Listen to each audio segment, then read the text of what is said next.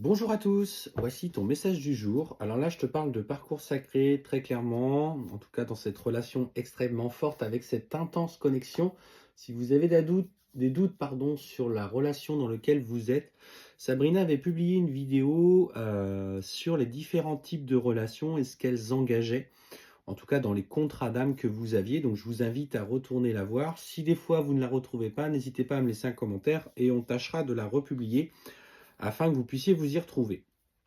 Clairement, ce qu'on te dit, c'est que toi qui es du coup dans ces relations de parcours sacré, âme jumelle et de flamme jumelle, euh, et que du coup ton autre vient du coup de mettre brutalement une distance avec toi, malgré tous les propos d'amour, qui n'a jamais ressenti ça, qu'il a pu te dire, et en fait on sent que du coup tu as cru vraiment vivre quelque chose d'extrêmement intense, et que là le coup près est tombé dans le sens où si il s'est éloigné de toi en tenant des propos, soit qu'il n'est pas prêt, soit qu'il ne t'a jamais aimé, alors que vous sentiez tous les deux cette connexion.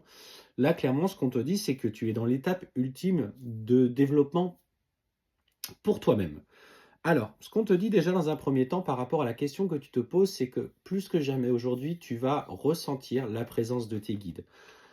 Sachez une chose, c'est dans cette période-là, c'est là que j'ai eu le plus de messages de mes guides de l'univers au quotidien pour m'orienter malgré le travail que j'ai à faire. Et moi-même, j'étais runner, je n'étais pas le chaser.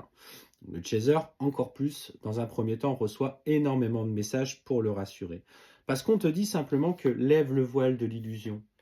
Lève le voile d'illusion sur ce qui est en train de se passer parce que la séparation aujourd'hui ne se fait que dans la matière. Donc ce voile de l'illusion se fait sur la séparation dans la matière.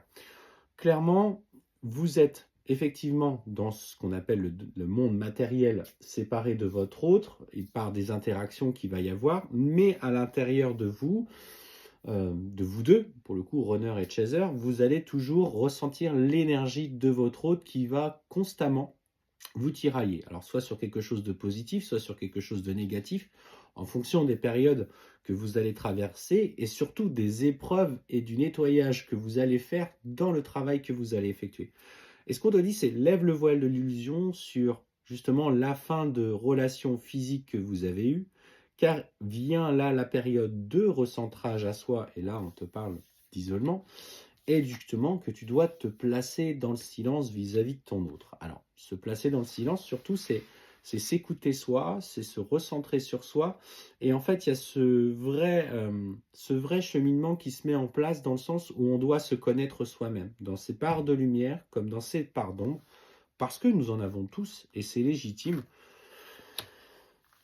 Et c'est légitime. Alors, ce qu'on te dit, c'est dans la distance avec celui-ci que tu trouveras la sagesse, que tu trouveras l'équilibre pour toi-même. C'est dans ces manques d'interaction que du coup tu vas devoir trouver cette paix.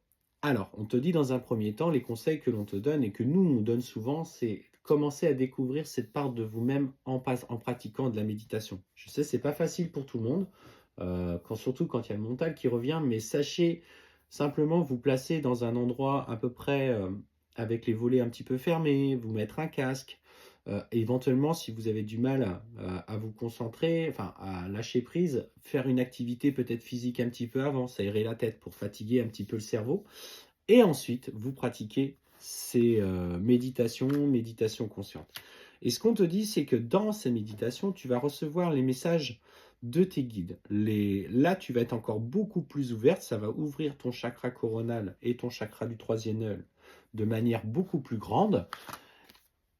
Et c'est comme ça que tu vas trouver ta lumière, en te recentrant à toi, en t'écoutant toi et surtout en sachant ce que tu ne veux plus et ce que tu veux bien sûr dans ta vie. Ne laisse pas les questionnements, les doutes t'envahir. Il y aura des périodes avec et il y aura des périodes sans, mais surtout c'est dans ces périodes de doute et de questionnement que le mental est le plus présent. À ce moment-là, on va plus sur des activités de lâcher prise, de méditation de lâcher prise. Car clairement, ce qu'on voit, c'est que dans cette phase justement d'éveil à soi, de découverte de sa personne, de sa lumière, ton autre va être tenté de revenir vers toi et va faire des approches. Et c'est là qu'il va aussi à nouveau te remettre en travail. On va voir un petit peu si tu as évolué. Regarde dans les moments où il revient, dans quel état d'esprit tu étais. Est-ce que tu étais serein? Est-ce que tu étais inquiète? Ou sereine, serein ou sereine? Est-ce que tu étais inquiète ou inquiet? Est-ce que tu étais déjà dans des projections futures matérielles? Peut-être te refaire revivre la même situation. C'est ça qu'il faut observer, c'est comment votre mental a agi à ce moment-là. Ce qu'on te dit, c'est qu'effectivement, ton autre, il a des comportements de tentation et sera tenté par l'univers. Il n'est pas impossible d'ailleurs qu'à un moment donné, une personne se présente dans sa vie pendant une courte période, parce qu'on te dit, tu vois, que c'est dans les épreuves que ton runner va aller chercher sa nuit noire de l'âme, va comprendre quelles sont ses parts d'ombre. Il aura, à un moment donné, une profonde vision très négative de sa vie. Il va tout remettre en cause et tu en feras partie encore plus.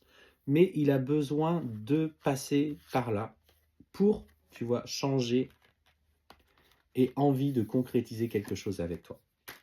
Bonne journée!